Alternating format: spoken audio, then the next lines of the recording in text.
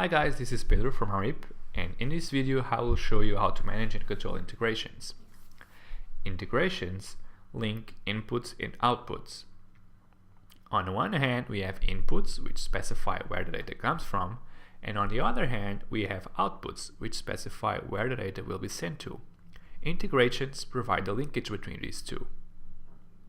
Let's start by creating an integration. Just like the input and output integration wizard, you start by creating a title for the integration and providing a small description if you want, and press the next button. For the inputs, you can create a new input which will show you the new input wizard, or use an existing one. Let's use an existing one and select the previous input. Press the next button and go for the output selection.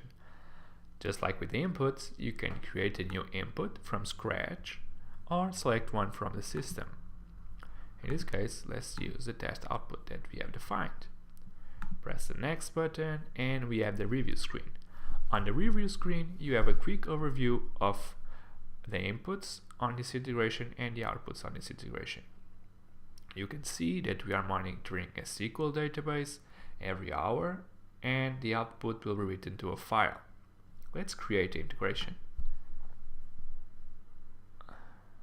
On this screen, you have the integration overview. We have one input and one output. As you can see, we have the selectors extracted from our input and the selectors extracted from the output. In this case, we have name, title, and content. We have a typo, so we have title, author, and content. Let's change that. We can go directly to edit the input.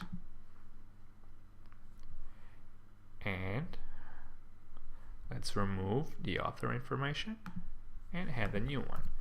Name, which comes from the author. Let's save.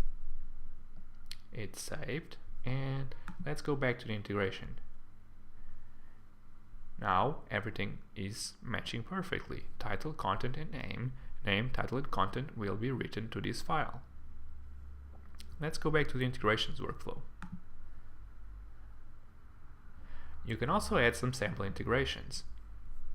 This works just like the inputs and outputs integrations, and adding one will show you to the edit screen of the integration. Let's, for instance, show you how to do this. Add a sample integration, and here we have an integration with one input and one output. Let's remove this and go back.